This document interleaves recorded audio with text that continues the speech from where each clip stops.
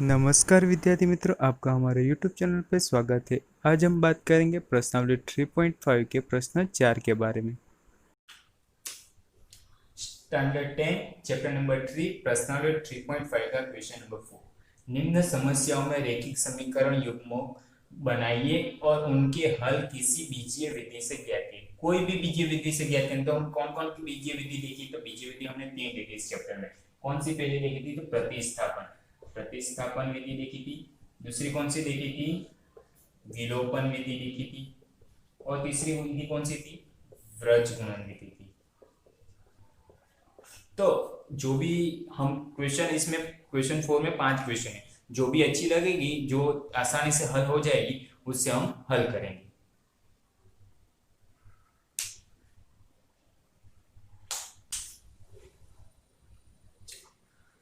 और क्वेश्चन 4 का पहला क्वेश्चन ध्यान से पढ़ेंगे तो देखते हैं। पहला, एक छात्रालय के मासिक व्यय का एक भाग नियत तथा शेष इस भाग पर निर्भर करता है कि छात्रालय में कितने दिन भोजन लिया जाए। जब एक विद्यार्थी ए जो 20 दिन भोजन करता है तो 1000 रुपए छात्रालय को व्यय के लिए अदा करने पड़ते, यानी कि वो 20 दिन खाएगा तो कितने 1000 रुपए अदा करेगा छात्रालय को। जबकि एक विद्यार्थी बी को 26 दिन भोजन करता है तो छात्रालय को 1180 रुपए अदा करना पड़ता है। तो नियत व्यय और प्रतिदिन भोजन का व्यय ज्ञात कीजिए।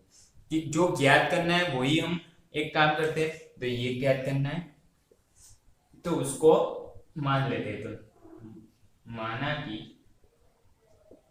नियत व्यय बराबर x और प्रतिदिन भोजन का मूल्य बराबर y। अब छात्रालय को पैसे कितने देने पड़ेंगे? छात्रालय का कुल व्यय, तो कुल व्यय क्या होगा?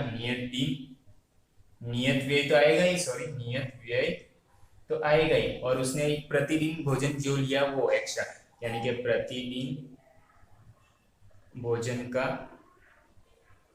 मूल्य यानी कि x प्लस वाई, और जो यहाँ पे कुल खर्चा होगा वो, जैसे कि हम छात्रालय का कुल व्यय ही रहेंगे अभी। अब स्थिति 1 की बात करें। स्थिति 1 तो किसके लिए बोला? स्थिति 1 तो ए विद्यार्थी के लिए। पढ़ते हैं। विद्यार्थी ए को 20 दिन भोजन करना है। क्या बोला है? 20 दिन भोजन। तो हमारा तो नियत व्यय प्लस प्रतिदिन, यानी कि 20 दिन भोजन करना है, तो उसे 1000 रुपए छात्रालय को व्यय के रूप में, यानी कि 1000 रुपए छात्रालय को चुकाएगा।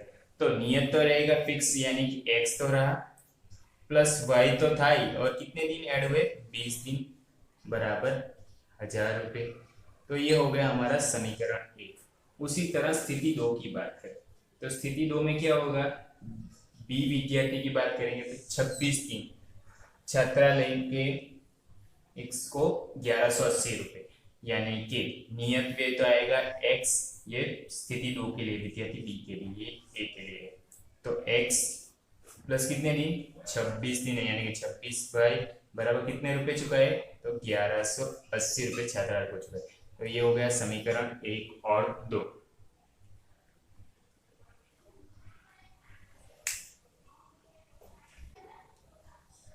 तो हमारा समीकरण 1 और 2 ध्यान से देखोगे तो क्या होगा? तो यहाँ पे x x है, तो हम कौन सी रीत करेंगे तो आसान रहेगा? तो हमें कौन सी रीत करेंगे? तो विलोम की रीत करेंगे तो सबसे आसान है, क्योंकि x वहां पे समीकरण ध्यान से देखो कट ही जाएगा आसानी से।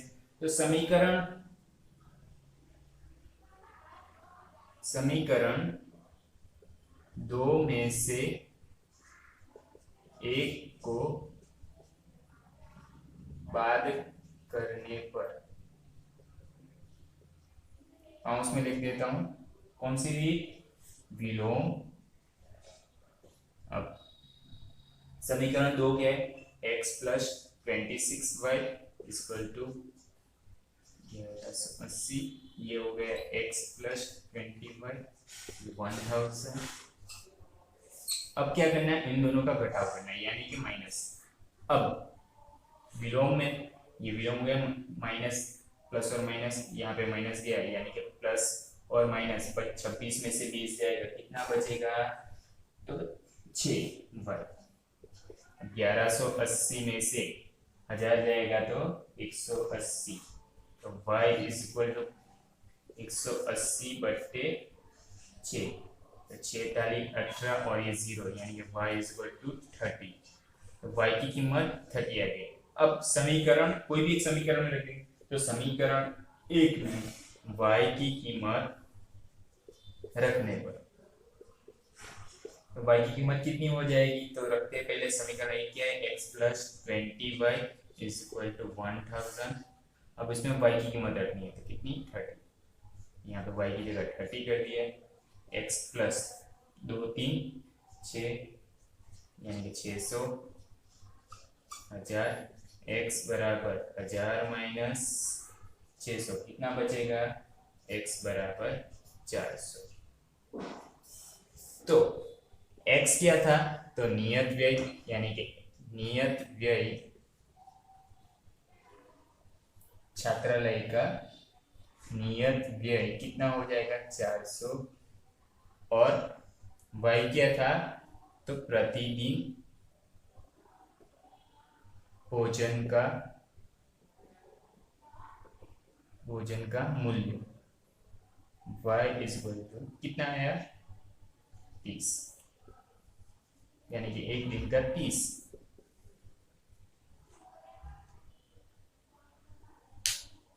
आगे बढ़ते प्रश्न क्वेश्चन 4 का दूसरा।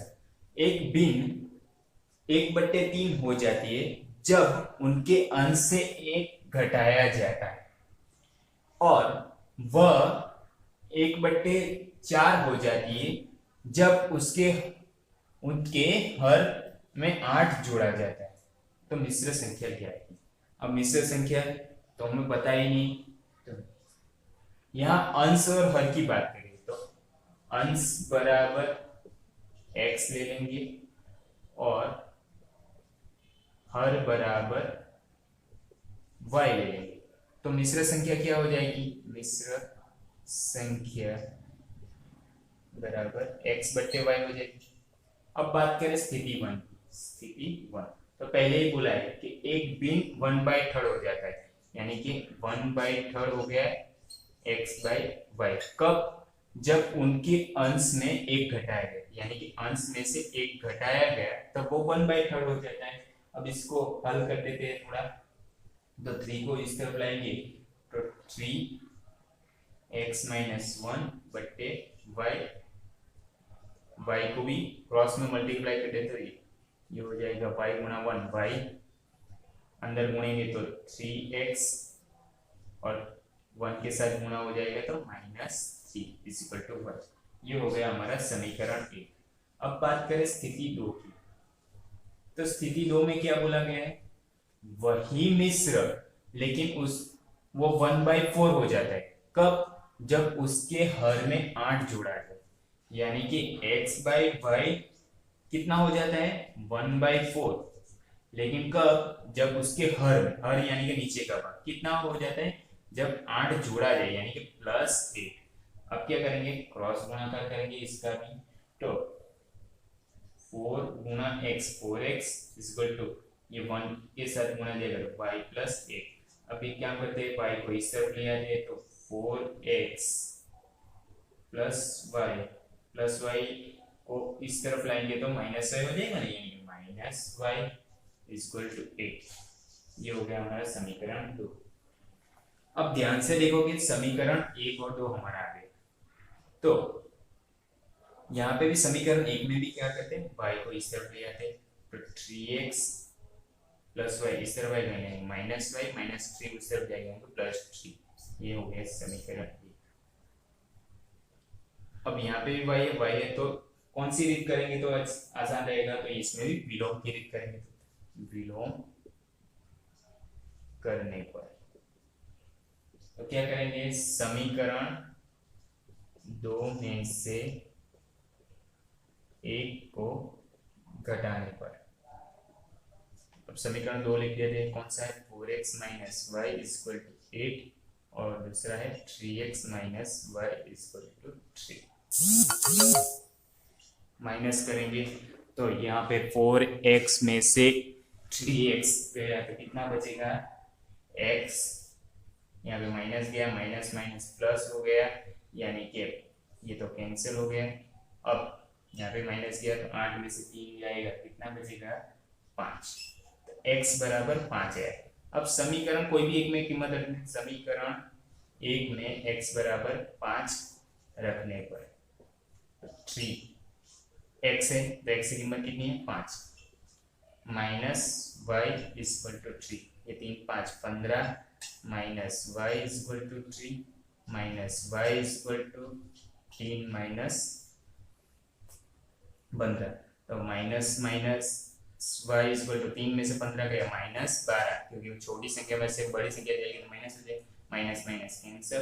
तो वाई इक्वल टू कितना है? 12। तो x क्या था हमारा?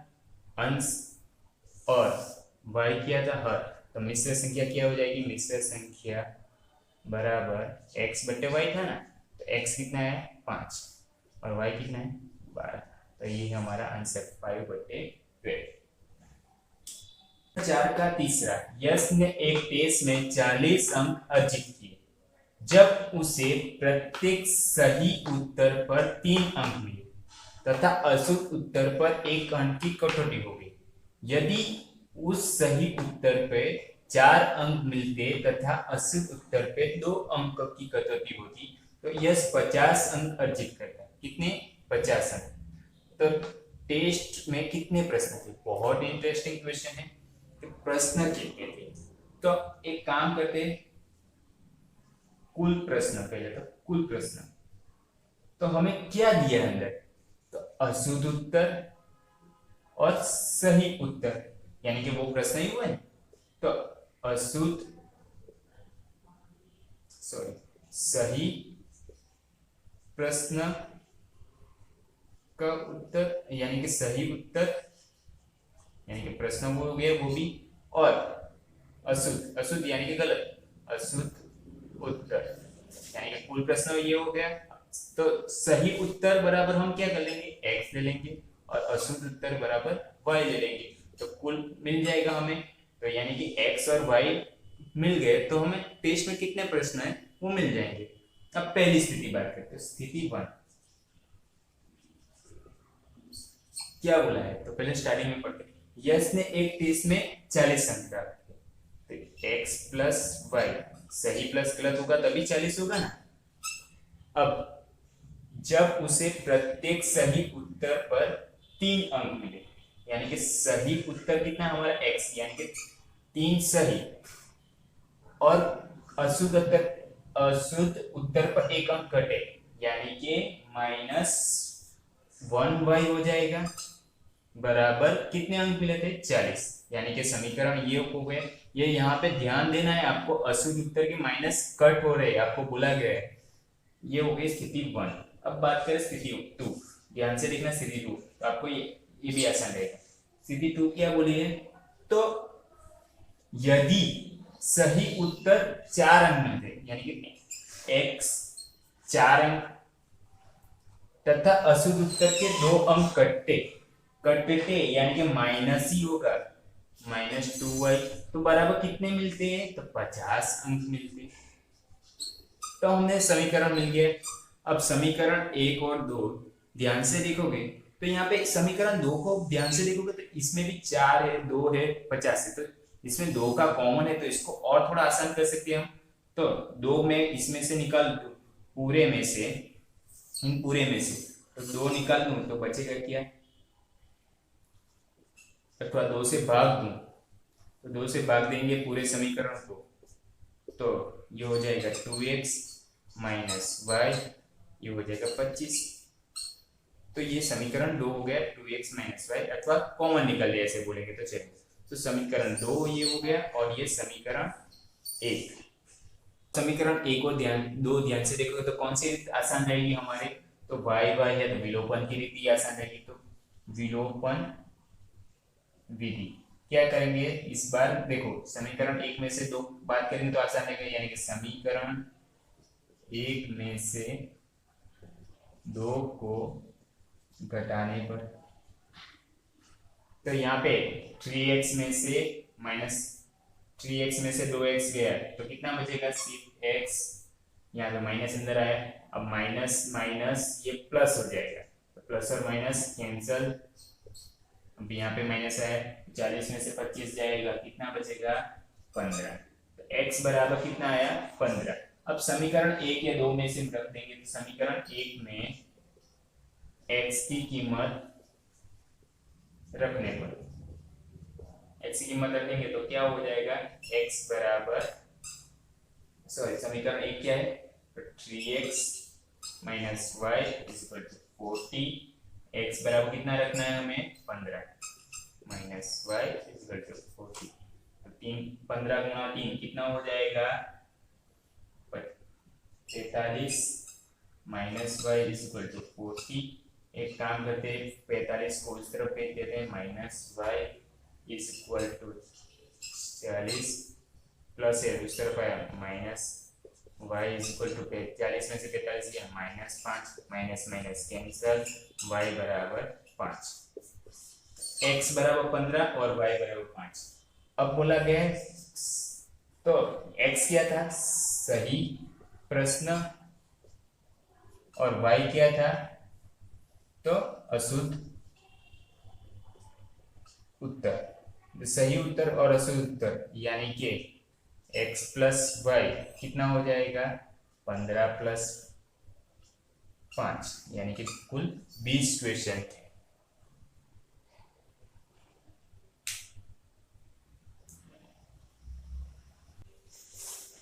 क्वेश्चन 4, एक राजमार्ग स्थान ए और बी 100 किलोमीटर दूरी पर एक कार ए तथा दूसरी कार बी से समय और एक ही समय और एक ही दिशा में प्रारंभ करें तो 5 घंटे के बाद निश्चित मिलती है। अगर दोनों कार एक दूसरे की ओर चलने लगे तो 1 घंटे के बाद मिलती है, तो दोनों की चाल ज्ञात की। तो पहले तो क्वेश्चन को ध्यान से पढ़ते, जो जो दिया है उससे समीकरण बनाते हैं। पहला, एक राजमार्ग पर ए और बी बिंदु स्थित दूरी पे 100 किलोमीटर, यानी कि यहाँ पे ए स्थिति है, यहाँ पे बी स्थिति है, और उन दोनों की दूरी कितनी है, इन बी के बीच में दूरी है 100 किलोमीटर। उसके बाद स्थिति 1 बोली कि एक कार ए से तथा कार बी से, यानी कि पहली कार यहाँ पे है, फर्स्ट कार, पहली कार यहाँ पे है, और दूसरी कार दूसरी स्थिति पे से है, यानी कि स्थिति कौन सी हमारी, बी स्थिति पे, एक कार यहाँ पे है। तो एक ही दिशा में चलना प्रारंभ करें, एक ही दिशा में चलना प्रारंभ करें, तो वो एक कितने 5 घंटे के बाद निश्चित मिलती है, 5 घंटे के बाद, यानी कि ये एक ही दिशा में जा रहे हैं तो 5 घंटे के बाद एक ही जगह पे मिलेंगे, तो यानी कि कोई भी एक कार होगी, यानी कि ये कार ए पहली वाली स्पीड में होगी और दूसरी वाली कम स्पीड में होगी, तभी एक दूसरे को मिलेगी ना। यानी कि तो पहले तो क्या करते, तो दोनों कार की प्रति घंटे स्पीड लिख देते, तो पहली कार यानी कि फर्स्ट कार की प्रति घंटे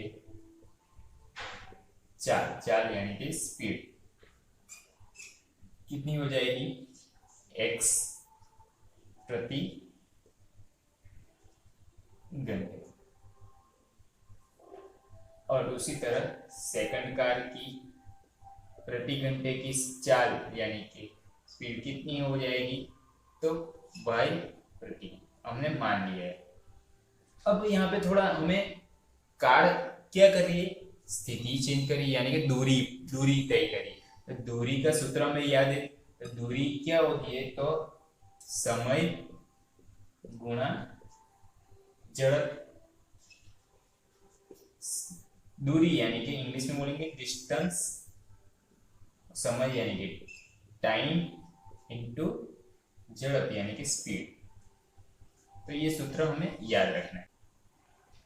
तो पहली स्थिति में हमें क्या बोला गया है कि दोनों एक ही तरफ जा रहे हैं, दोनों कार एक ही तरफ जा रही है, यानी कि ए बिंदु से भी एक कार जा रही है और बी बिंदु से भी एक कार एक ही दिशा में जा रहे हैं। तो दोनों जहां पे मिलेंगे वो स्थिति की बात करें, यानी कि ये यहां से जा रही है एक्स और मान लो ये वाई, दोनों जा रहे हैं, तो ये एक कार की स्पीड ज्यादा होगी और दूसरी कार की कम होगी, यानी कि ज्यादा स्पीड वाली में से कम स्पीड वाली, यानी कि दोनों एक ही तरफ जा रहे हो, दोनों कार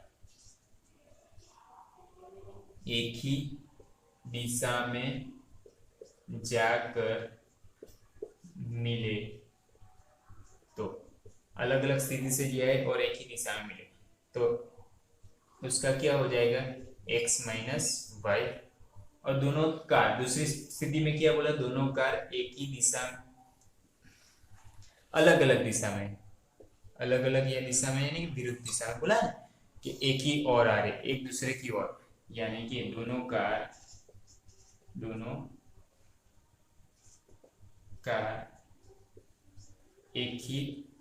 एक दूसरे की तरफ आए, तो इसका क्या हो जाएगा चाल, तो ये इस तरफ आ रहा है और ये इस तरफ, यानी कि ये x है और ये y, तो इन दोनों का तो क्या होगा योग, यानी कि x प्लस वाई। अब स्थिति 1 की बात करें, तो स्थिति 1 में क्या बोला है कि 5 घंटे के बाद दोनों कार एक ही दिशा में जा रही है, तो 5 घंटे के बाद निश्चित समय पे मिलेंगे, यानी कि इसमें क्या होगा 5 घंटा यानी कि 5 गुणा होगा 5 minus X Y is equal to 100। अब 5 को उस तरफ भेजेंगे तो x minus Y is equal to 100/5, तो x minus Y is equal to कितना हो जाएगा 5 2 10 यानी कि 20, समीकरण 1। अब स्थिति 2 की बात करें, तो स्थिति 2 में क्या बोला है कि 1 घंटे के बाद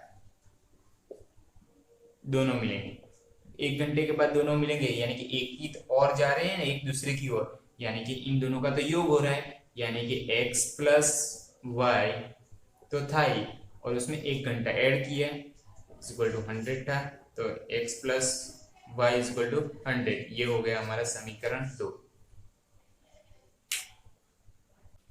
तो हमारा समीकरण क्या आया x minus Y equal to 20 और समीकरण 2 आया x plus y equal to 100। अब क्या करेंगे, तो यहाँ पे x और y बहुत इजी है, यानी कि विलोम की रीत से ही करेंगे, विलोम करने पर तो क्या करेंगे, तो एक काम करते हैं इनका योग ही कर देते तो डायरेक्ट y करते जाएंगे, समीकरण 1 और 2 का योग करने पर, ये भी विलोम की ही प्रक्रिया है, क्यों, क्योंकि y का विलोम हो रहा है ना, योग करेंगे तो यहाँ पे x प्लस एक्स 2x हो जाएगा और y कैंसिल, यानी कि y का विलोम हो गया, तो ये यहाँ पे क्या मिलेगा, तो 100 प्लस 20 120, यानी कि x बराबर कितना हो जाएगा 120/2 गुणा में, तो 6 2 12, तो x बराबर 60। अब बात करें y, तो दिया गया अब समीकरण 2 में x की कीमत रखने पर, आप कोई भी समीकरण में रख सकते, तो x plus y is equal to 100 है, कितना रखना है हमें, तो x की कीमत आई हमारी 60, तो y इज इक्वल टू कितना हो जाएगा 100 माइनस 60, तो y इज इक्वल टू 40।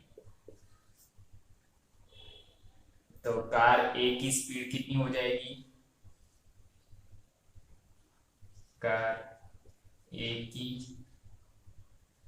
चाल स्पीड यानी कि चाल हो जाएगी 60 और कार बी की चाल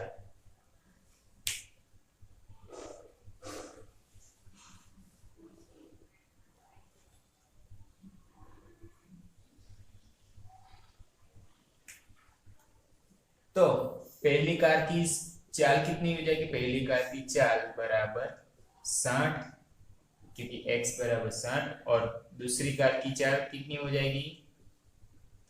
y बराबर 40।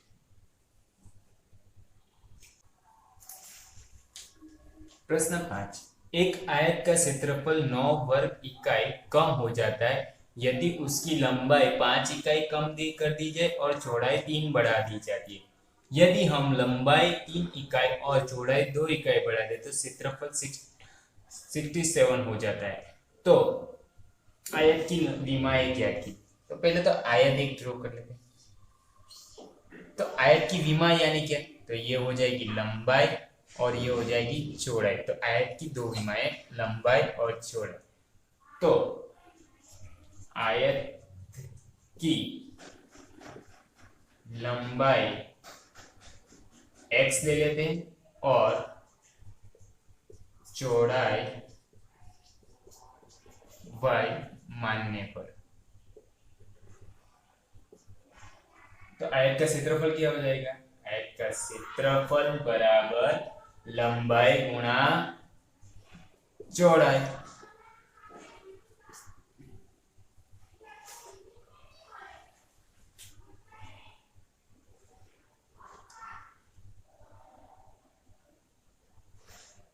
तो आयत का क्षेत्रफल क्या हो जाएगा? लंबाई गुणा चौड़ाई, यानी कि x गुणा y, यानी कि x y।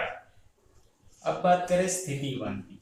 तो स्थिति 1 में क्या बोला गया है कि एक आयत का क्षेत्रफल 9 वर्ग इकाई कम हो जाए। तो क्षेत्रफल यानी कि x y minus 9, x y में से 9 वर्ग कम हो गए यदि उसकी लंबाई 5 इकाई कम कर दी जाए, यानी कि x माइनस 5 कर दिया जाए और चौड़ाई 3 बढ़ा दी जाए, यानी कि गुणा y तो था, तो y में क्या होगा?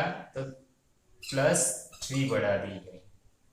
तो अब इसको हल करेंगे तो x minus y, sorry x y minus 9 equal to, इसको पहले के साथ पहला एक्स वाई, पहले के साथ दूसरा तो प्लस 3x, दूसरे के साथ पहला माइनस 5y, दूसरे के साथ दूसरा 5 डाली 15।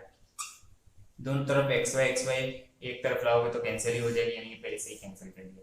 अब माइनस 9 को इस तरफ लाते, यानी कि 3x माइनस 5y माइनस 15 तो था, और ये माइनस 9 इस तरफ है, प्लस हो गया, इक्वल टू 0 लिखेंगे, यानी कि 3x माइनस 5y, ये कितना हो जाएगा? माइनस 15 और 9 तो 6, और प्लस और माइनस माइनस होता है और एक बड़ी संख्या का चिन्ह।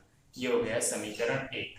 अब समीकरण 2, अब बात करेंगे स्थिति 2। स्थिति 2 में क्या बोला है कि यदि लंबाई 3 इकाई और चौड़ाई 2 इकाई बढ़ा दी जाए, लंबाई और चौड़ाई दोनों बढ़ानी है, लेकिन लंबाई कितनी? लंबाई 3 इकाई, यानी कि x प्लस 3, और चौड़ाई कितनी बोलिए? 2, यानी कि इंटू वाई प्लस कितना? 2। ये था ना हमारा समीकरण, उसने ही रखा है। और क्षेत्रफल में कितना? तो क्षेत्रफल तो हमारा एक्स वाई है, तो क्षेत्रफल में कितना बड़ा होता है? तो x plus y, sorry x y तो था, उसमें कितना बड़ा? तो 67। अब इसको गुणा करते हैं, तो पहले इसके साथ पहला एक्स वाई, पहले के साथ दूसरा प्लस 2x, दूसरे के साथ पहला प्लस 3y, और ये 3 2 6। तो 67 इंटू एक्स वाई तो है ही हमारा, सॉरी बढ़ रहा है ना, तो इंटू नहीं होगा प्लस होगा, तो बढ़ रहा है, यानी कि 67 प्लस एक्स वाई। तो दोनों तरफ एक्स वाई एक तरफ करोगे तो माइनस होगा, यानी कि उड़ जाते हैं, तो ये उड़ गए, तो बचे क्या? 67 को उस तरफ ले जाते हैं, तो 2x प्लस 3y प्लस 6 था माइनस 67, तो 2x plus 3y 67 is equal to 0। तो 6 में से 67 जाएगा तो कितना हो जाएगा? 61, लेकिन कैसा चिन्ह? तो प्लस बड़ी संख्या का चिन्ह, यानी कि माइनस इज इक्वल टू 0। समीकरण 2, समीकरण 1 और 2 मिल गया। तो हमारे पास दो समीकरण होंगे। अब उसको कौन सी रीत से हल करेंगे? व्रज गुणनखंड की रीत से हल करेंगे। व्रज गुणनखंड विधि। तो व्रज गुणनखंड विधि में हम क्या करते थे? x के गुणनखंड को a ले लेते, a1 a2, ये हो जाएगा b1 b2, और नंबर को c1 c2 ले लेते। अब क्या करेंगे? सूत्र याद करेंगे व्रज गुणनखंड के। तो हमने याद करने का फॉर्मूला बनाया था एक्स वाई, फिर यहाँ पे लगते थे b1 b2 b1 b2, यहाँ पे लिखते थे c1 c2 a1 a2। अब हमारे b1 की कीमत कितनी है? तो -5। b2 की कीमत कितनी है? तो +3। उसी तरह c1 c2 की कीमत कितनी है? तो c1 है -6 और c2 कितना है? तो -61।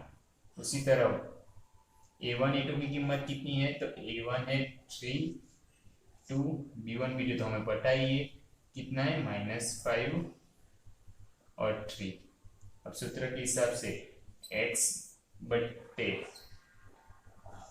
क्या हो जाएगा? b1 इंटू c2, तो हमारा -5 इंटू -61, फिर -3 into -6 is equal to y बट्टे -6 into 2 -61 into 3 is equal to 1 बट्टे 3 इंटू 3 -2 इंटू -5।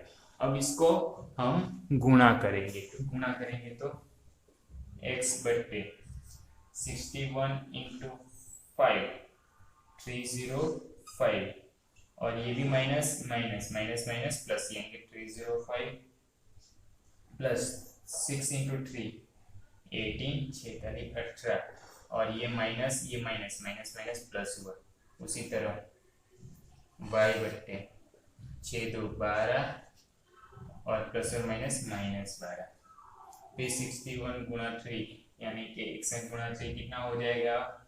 183, और ये minus minus minus minus plus बराबर 3 गुणा 3 9 और 5 2 10 10, और ये माइनस था, ये माइनस प्लस। अब इसको हल करेंगे तो x बट्टे कितना जाएगा? 305 और 18 कितना हो जाएगा?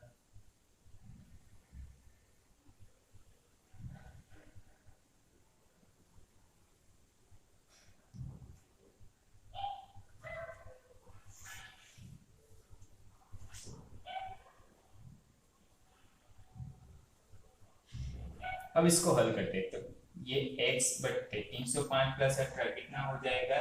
323 बराबर y बट्टे 171 प्लस और माइनस माइनस होता है, यानी माइनस हो, और ये कितना हो जाएगा? 1/19। अब क्या करेंगे? पहले और लास्ट को लेंगे और दूसरे और लास्ट को लेंगे हल करने के लिए। फर्स्ट तो x बट्टे 323 बराबर 1/19। तो इसका क्या होगा? क्रॉस गुणाकार होगा। तो हमें यहाँ पे x की कीमत मिल जाएगी, तो 19 को उस तरफ ले जाएंगे तो गुणा हो जाए 19x बराबर 323। x बराबर 323 बट्टे 19, तो 19 गुणा कितना करेंगे? 19 गुणा 17 करेंगे तो 323 हो गई, यानी कि x बराबर 17। उसी तरह ये दोनों लेते हैं, y बट्टे 171 और 1/19। अब इसका गुणा करेंगे क्रॉस गुणाकार, तो 19y बराबर 171, तो कितना हो जाएगा? तो y इज इक्वल टू 171 बट्टे 19, 19 गुणा कितना करेंगे? 9, तो y इज इक्वल टू 9। तो x बराबर 17 और y बराबर 9।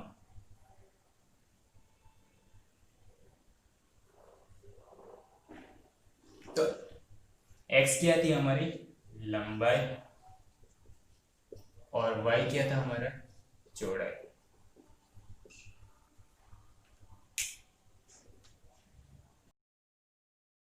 उम्मीद है आपको वीडियो पसंद आया होगा।